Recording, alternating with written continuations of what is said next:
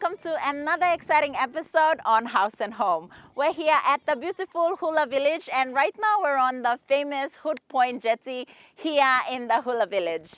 Now, before we head on into our rundown, Hula is one of the biggest villages in the Rigo district. They're known for their early morning fresh fish markets, and they're the only village in the Rigo district to have a lighthouse. We'll bring you all the videos and pictures we took on our trip. But now let's head straight into our rundown. Coming up on the show, we are very excited to bring you this story.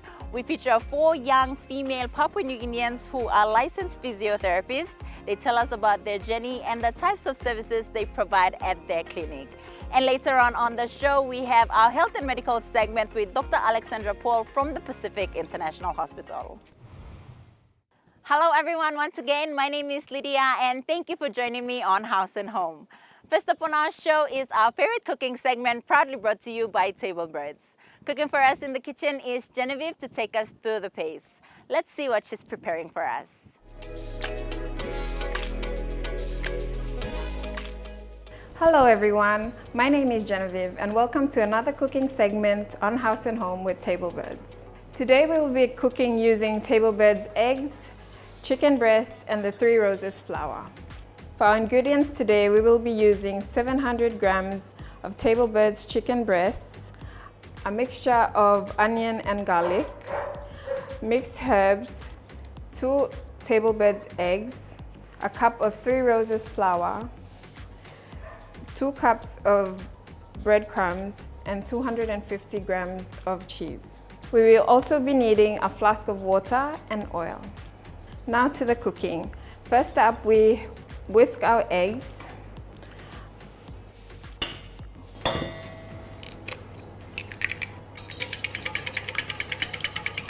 Mainland Holdings Limited has been in PNG for over 50 years. They're famous for their products, Tablebirds chicken, Tablebirds egg, stock feed, 3 Roses flour, and many other brands in the country. Now after we're done whisking our eggs, we add in our onion and garlic mixture together with our mixed herbs. We combine them together by whisking to infuse all the flavors together. Okay. Once that's done, we're going to add in our minced chicken into the mix.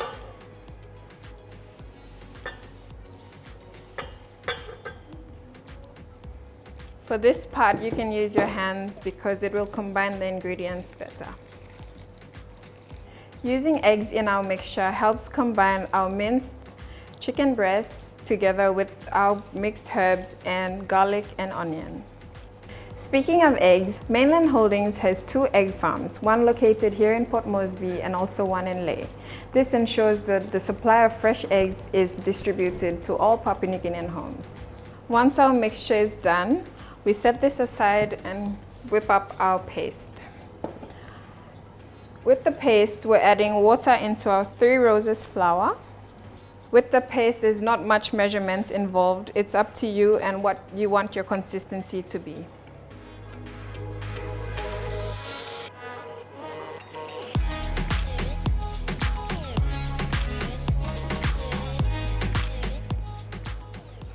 Once your paste is done, we can now set this aside so we can roll the chicken and cheese together for the crispy chicken cheese balls.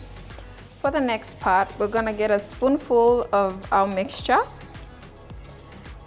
For this part, I prefer placing it in my palm so I'm able to put the cheese in properly. So you grab a pinch of your mozzarella cheese and then you pop it in the middle.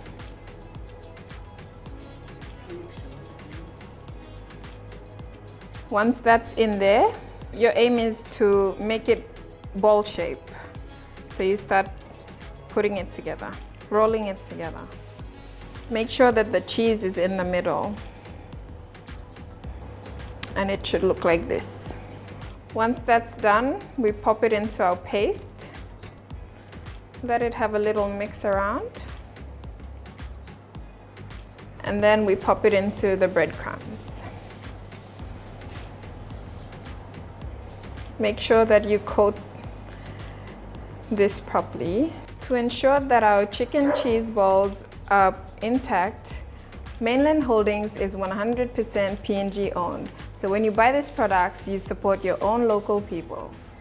So once we've finished rolling up our chicken balls, our oil's heated up by now for about a minute. So this should be hot enough to pop the chicken balls in. So we'll pop this into the hot oil.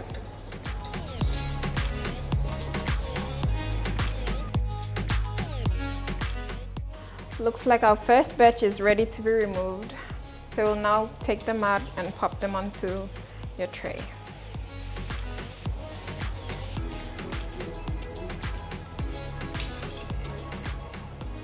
You can see how crispy they are. I hope you try this affordable meal at home. My name is Genevieve and thank you for watching. Thank you, Genevieve, for sharing your delicious recipe with us. I'm sure our viewers have taken down notes and will try it out over the weekend.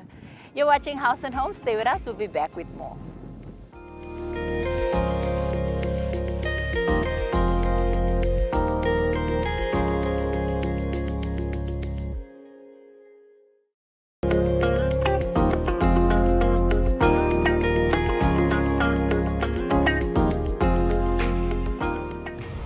Welcome back to the show. Up next are our 4 lovely physiotherapists to tell us about their story and muscle mastery.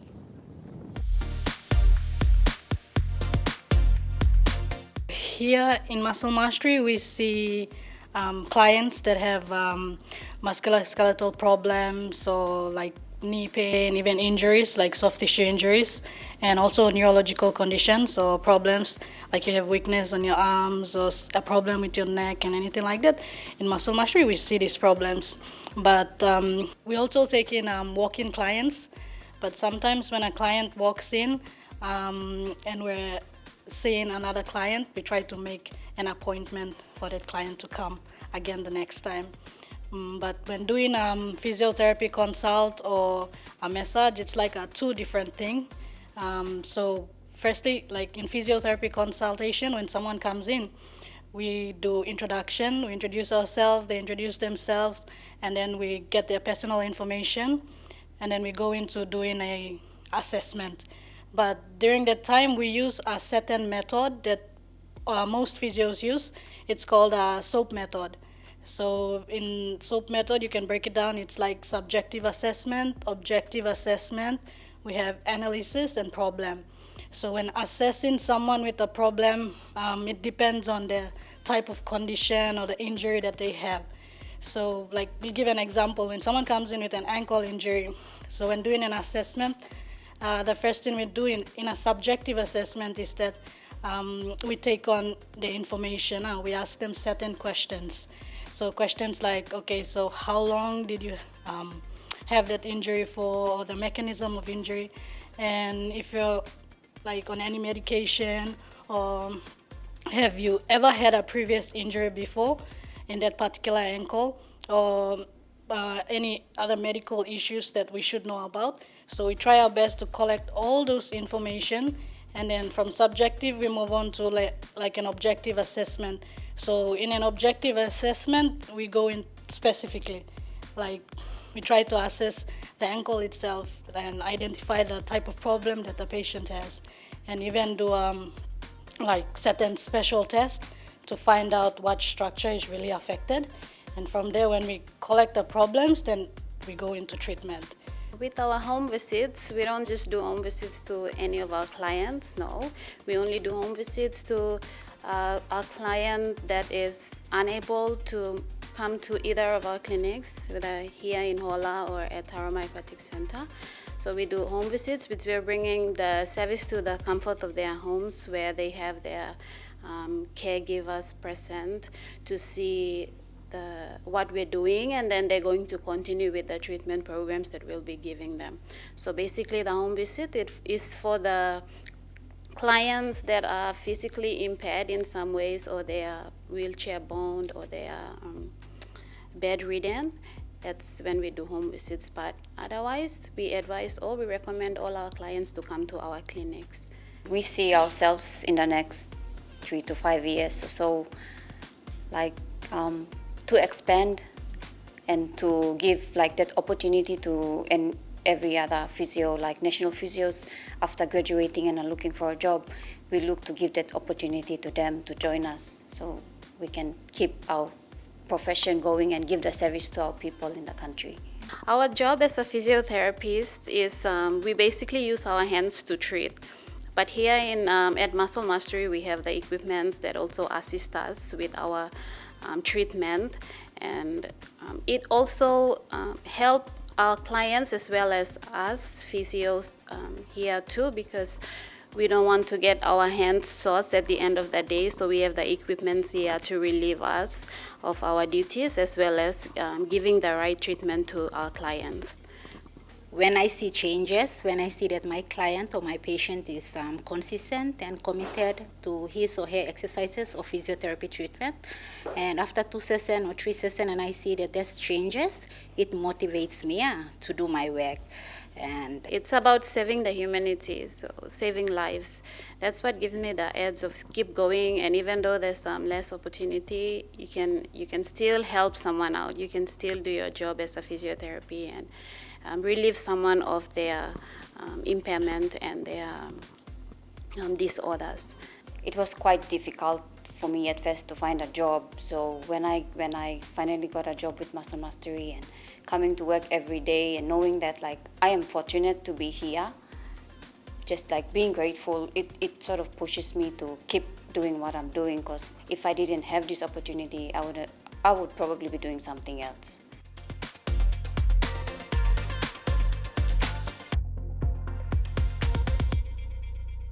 Thank you, ladies, for sharing your amazing journey with us. Well, there you have it, viewers. If you're an athlete seeking for physiotherapy or you just want a regular massage, you can head on over to the Muscle Mastery, or you can contact them on the contact numbers provided and set an appointment.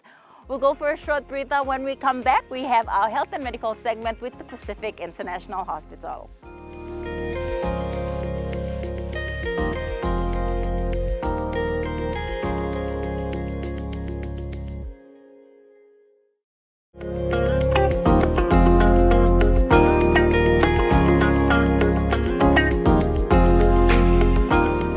Welcome back to the show. If you've just joined us, my name is Lydia and you're watching House Home. We're here at the beautiful Hula Village, and as promised, before we head on to our third segment, which is our health and medical segment with the Pacific International Hospital, here are a few videos and pictures we took on our trip to Hula.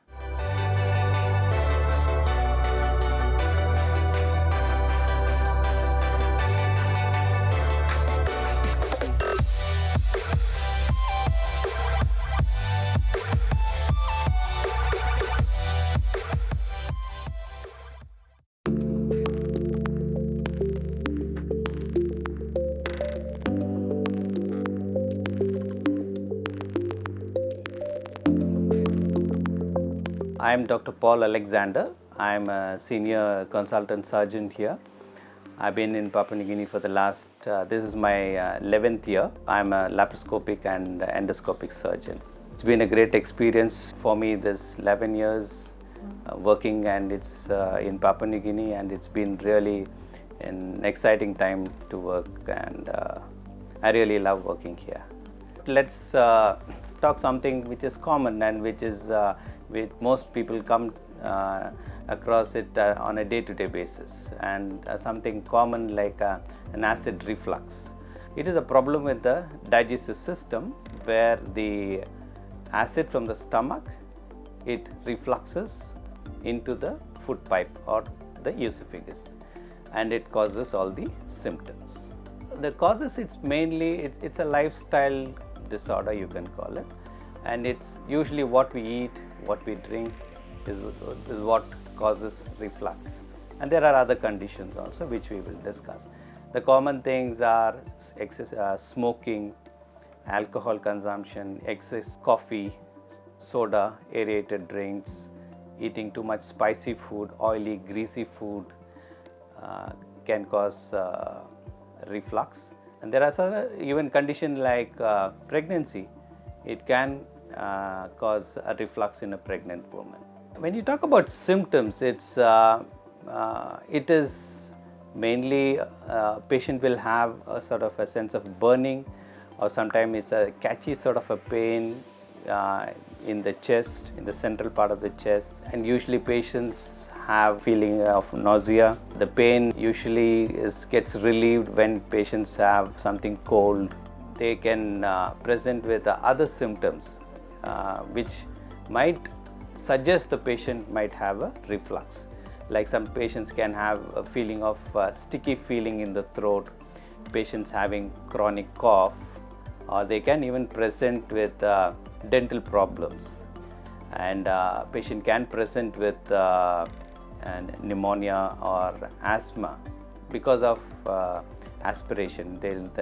This gastric content goes into the respiratory tract and causes symptoms. So whenever you have any of these symptoms, we need to think of a reflux and evaluate it.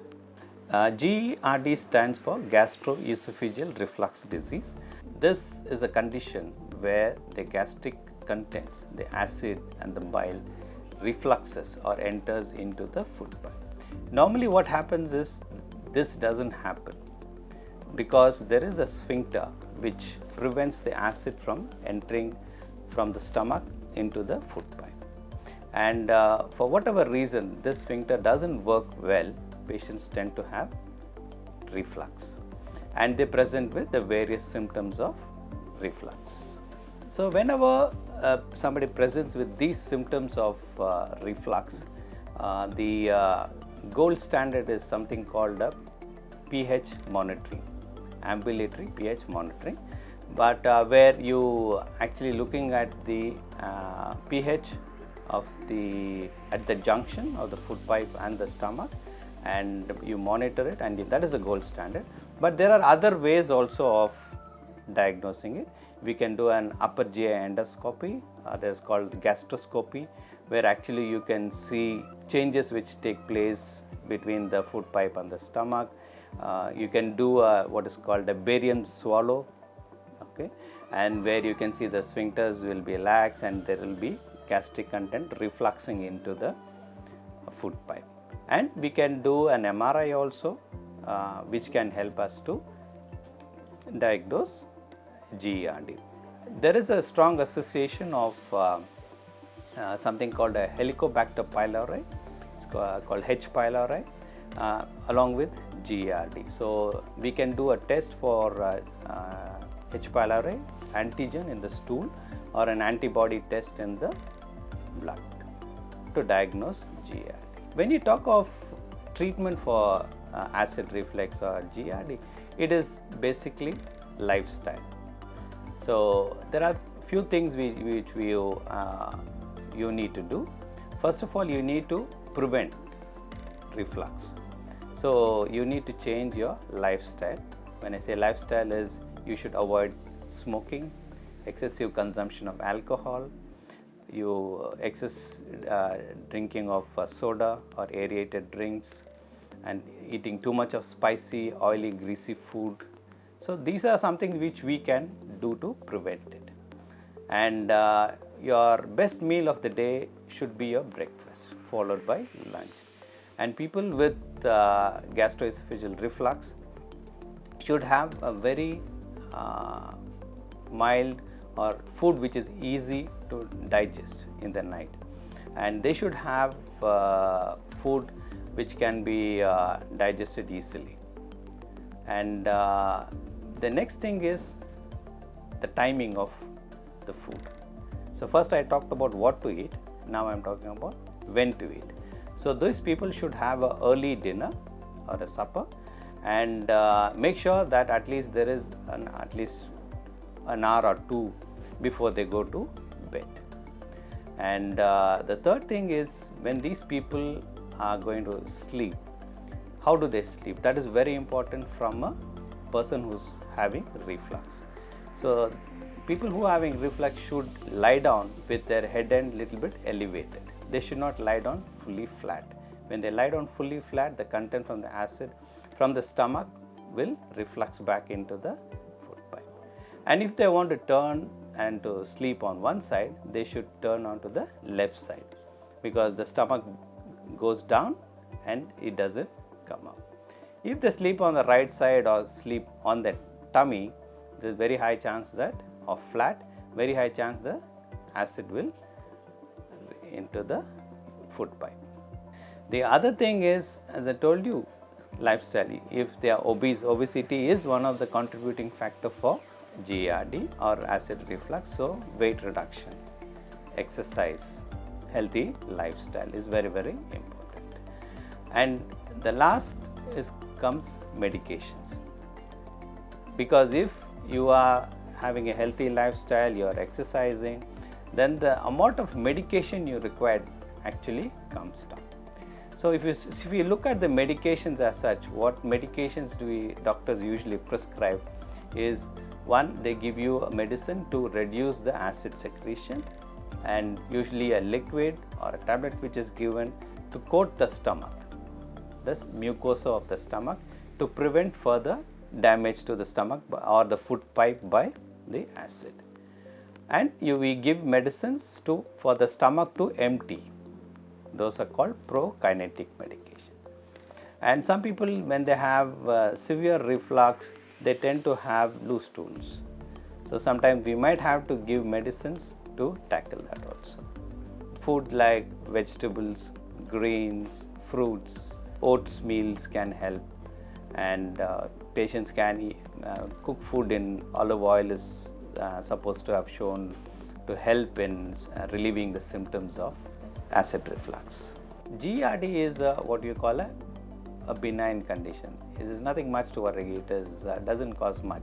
But if it goes on for a long term, it becomes chronic, then this acid can be cause damage at the junction of the food pipe and the stomach. One, it can cause ulceration, it can bleed, and once these ulcers heal, they can be narrowing of the food pipe. And long term, this irritation of the junction of the food pipe and the stomach, there is a condition which leads to something called Barrett's esophagitis. And if this goes on continuous without being treated or diagnosed, then there is a chance that this people can develop esophageal cancers. Yes, we do have specialists here who can assist you, who can help you, and we do have all those things, whatever I have told you, starting from gastroscopy, upper GI endoscopy, we can do a barium swallow, we can do a CT scan or an MRI, and we can do a H. pylori testing here at PIH. So I hope this brief discussion about acid reflux or GERD or gastroesophageal reflux disease was useful. I tried to give you an overview of the condition and what the condition is and what are the signs and symptoms, and how do we investigate them, how do we treat them, and what are the complications, or what will happen if we don't treat it promptly. And I hope it was useful, and moving on as a continuation of this, and as I've told you that one of the instrument which we use to diagnose a gastroesophageal reflux disease is a gastroscopy or an upper GI endoscopy, about which I will be talking to you when we meet next. Till we meet next, thank you, and thank you for your patient listening. This is Dr. Paul signing off. Thank you.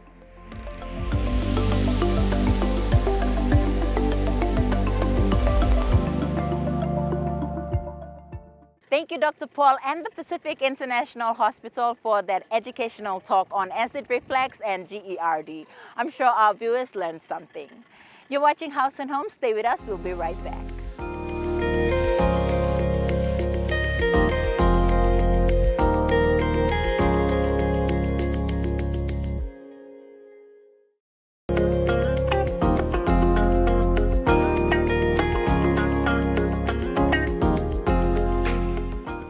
Welcome back to the show. Now, before we wrap things up, this Friday, the 16th of September, is PNG's Independence Day.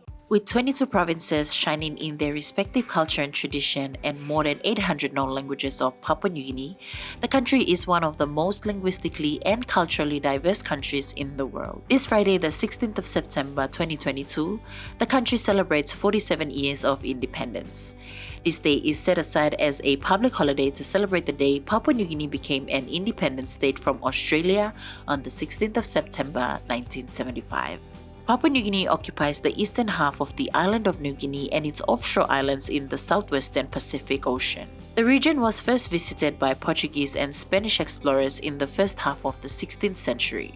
Did you know that the Spanish named the island New Guinea as the inhabitants reminded them of the people of Guinea in West Africa? In 1884, Britain established the Protectorate of British New Guinea over the southeastern part of New Guinea, while the German annexed the northeastern part of the island. In 1906, control of British New Guinea was transferred to the newly independent Commonwealth of Australia and renamed the Territory of Papua. Papua New Guinea is a country with a population of only 7 million, yet has a staggering of 850 languages, which makes it the country with the most languages in the world. On September 16, 1975, Papua New Guinea gained full independence from Australia, with the late Sir Michael Somare becoming the first Prime Minister. Papua New Guinea remains part of the Commonwealth, with the Governor-General representing the King. We are grateful to our forefathers and to the men who fought for our rights to freedom. We will remember you as we raise the colors of red, black, and gold with pride. To them we owe their sacrifice, our freedom. Happy 47th Independence Day to our motherland, Papua New Guinea. Well, viewers, that is all we have for you for this week's episode on House and Home. Make sure you come down to the beautiful Hula Village and experience what the locals here have in store for you. Until next time, or what the Hula locals like to say,